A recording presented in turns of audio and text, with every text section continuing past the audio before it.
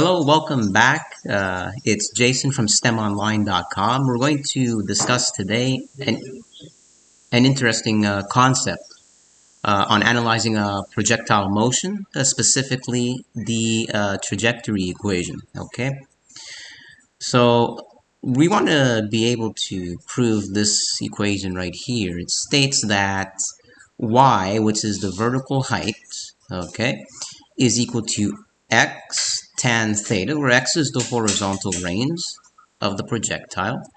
Theta is the angle between inclination, right, of the velocity vector and the horizontal, minus g, where g is the acceleration due to gravity. X, we know, is the horizontal range, all divided by 2v naught squared. V naught is the initial velocity times cosine squared theta. So we want to be able to prove this statement. Okay, so how do we derive this mathematical equation that models trajectories? Okay, so this type of problem is important, especially for AP level physics courses in high school, or maybe introductory university course, which would deal with mechanics, specifically projectile motion. Okay, so what we're going to do in order to solve this, so what we're going to do is we're going to draw a diagram. Okay, so let's make a picture here. Okay, so we're going to have the y-axis and the x-axis. Okay,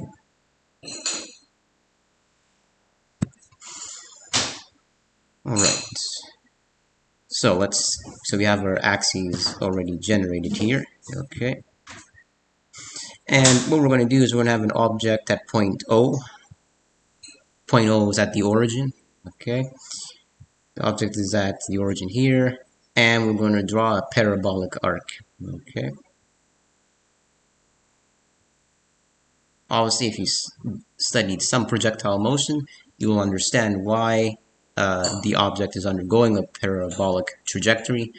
It's because of the fact that when the object starts off at the origin and is thrown, right, gravity is affecting it at different points of the trajectory. Okay, so because of the gravitational acceleration, okay, the object creates a curved path, curved parabolic path. Okay, so here's our trajectory here.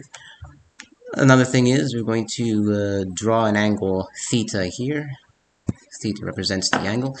Okay, we also have a initial velocity vector, okay, that is tangent, right, tangent to the trajectory. Okay, here it is. I'll call this velocity vector v0. I want to be consistent with my variables. What I mean by consistent is based on what I want to derive, right?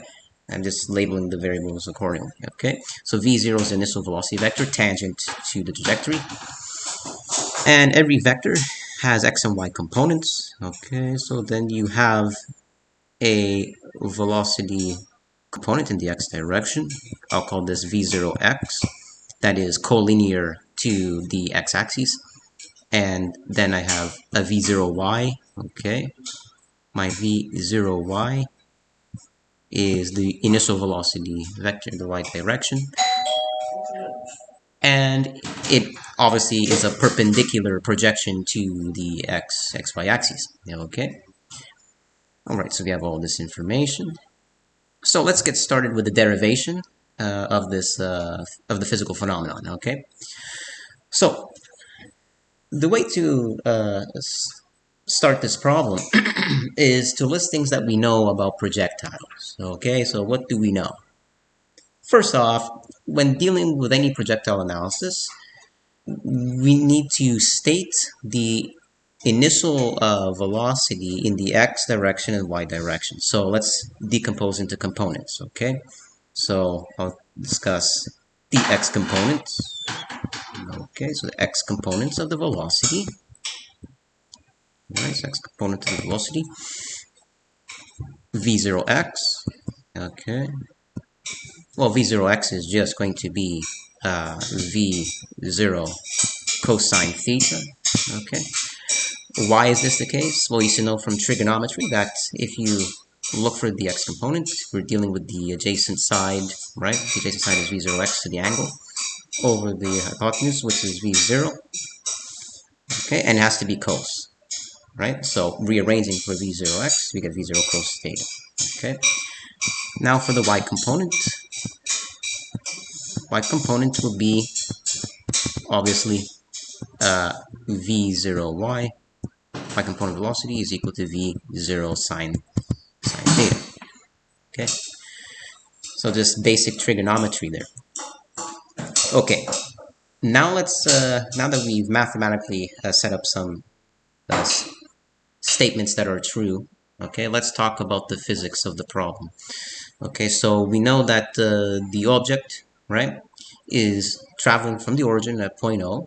Okay, so when it's at the origin, obviously there's no displacement horizontally or vertically.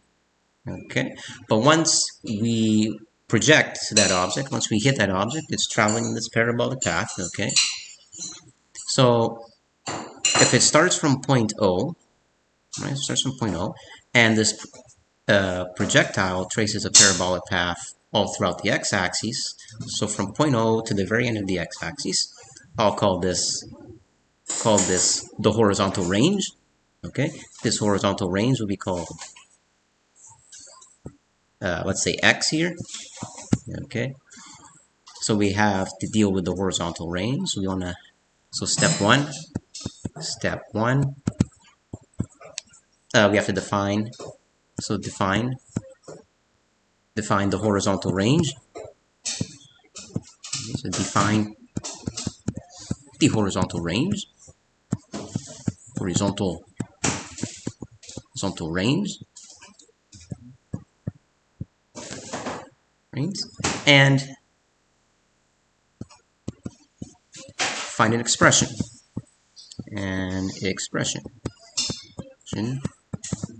For it. Okay.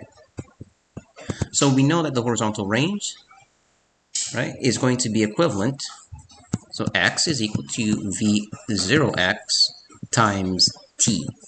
Okay, this is just saying the horizontal range is equivalent to the initial velocity in the x direction times the time interval. Now, how do I know this equation? Well, first off, to calculate horizontal ranges, always the acceleration in the x direction has to be 0 for a projectile motion because there's no horizontal accelerations under the projectile. Only vertical accelerations happen for projectile motion. Okay, very straightforward. Right? Only gravity is affecting. There's no horizontal or lateral accelerations. Okay, so x is equal to v0x t.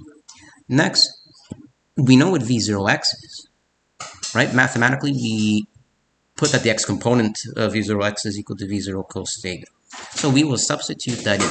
So x is equal to v0 cosine theta times t. Okay, so we have this information. Now, this will not be apparent right now. I'm going to explain a bit later. But what I'm going to do is, it's going to be convenient for me to solve for t. Okay, so I have x equals v0 cos theta times t. I need to divide both sides by v0 cos theta to solve for t. So x divided by v0 cosine theta equals t. I will highlight this equation because I'll need it for later. Okay.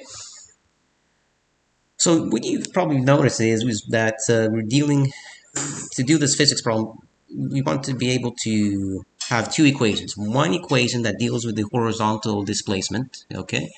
We want to find an expression for the horizontal displacement. I rearranged it for time, okay? All right, so this is important. All right. And what we also want to do is find use a appropriate uniform acceleration equation in the y direction as well, which has to deal with the displacement. Okay. Now, how do I know that I need to do this? Well, based off the equation that we're trying to derive, you'll notice that it has it in terms of x and y. Okay. Right. So y being the vertical displacement of how high the object went during the trajectory, and x is where the object started from the origin and how much it's been laterally displaced horizontally during the motion. Okay, so now we want to deal with the horizontal. So the horizontal, sorry, vertical. We did the horizontal. My mistake. Vertical, vertical displacement. Okay. How do we know what's equation that we're dealing with for the vertical displacement? Well, under all circumstances, when it comes to projectile motion, the object is undergoing uniform acceleration. That means constant acceleration in the y direction only, right? Make sure never to make the mistake to have your acceleration in the x direction. There is no acceleration in the x direction, it's always zero. But we have a uniform acceleration in the y direction because of gravity. Gravity is constant throughout the motion. Okay, so we can use one of the big five kinematic equations. We're going to use this one. Y is equal to v0y t plus 1/2 g t squared. Okay, this is the most convenient because we have all the information, all the appropriate expressions to substitute in. We know v0y, we know t, we know the gravitational acceleration, we know the time interval. The time interval, by the way, is the time of flight through from the origin all the way through to the horizontal displacement throughout the entire x direction. Okay, so let's substitute our equations in. So y is equal to v0 sine theta, because v0y is x. We know what t is. T is equal to x divided by v0 cosine theta. Now, I hope you understand why I rearranged for the time interval. Now I have time interval as a function of theta. Okay. So I get x over v0 cosine, what was that? Cosine theta, looks like cosine theta. Okay. Alright, so that's t. Then I have plus 1/2. Okay, g stays the way it is. T, I know what it is. T is equal to x over v0 cos theta. T is going to be x over v0 cosine theta, all squared. Make sure to put the square here because it's t squared. Okay, now is the easy part. Okay, now it's just mathematics. Okay, so we just need to simplify the equation. Okay, so y is equal to, well, my v0 seems to be getting cancelled. v0 over v0 is gone. I'm left with x times sine theta over cosine theta. Okay, then I have plus 1/2 g. T squared now becomes x squared all over v0 squared cosine squared theta. Okay. Alright, so v0 squared. I'm trying to make my writing good. That's a v0 squared, if you can't see it. Okay. Alright, so now we have this. Then you're going to notice something else. What's sine theta over cos theta? Well, there's a trigonometric identity that you should know from your math classes. It says that sine over cosine is tan. So y equals x tan theta. On the right hand side, you'll notice that we have this becomes plus 1/2 g, okay, gx squared. Actually, I'll make some room here because we need some room. Plus, let me erase that. Yeah, so it's going to be plus gx squared all divided by 2v0 squared cosine squared theta. And you'll notice that we have derived the trajectory equation. Okay. At first, these look daunting when it comes to derivations, but listing out important mathematical and physical constants will help you get to the right answer. But more importantly, make sure you always draw diagrams. Drawing diagrams for physics is very important, right? Because if you see it, when you're able to draw the diagram, label the appropriate variables to the appropriate quantities, and then you can mathematically model what's happening to the motion. Okay. If you enjoyed this video, like and subscribe to the YouTube channel for more mathematical content or physics content. So thanks again for watching. See you in the next video.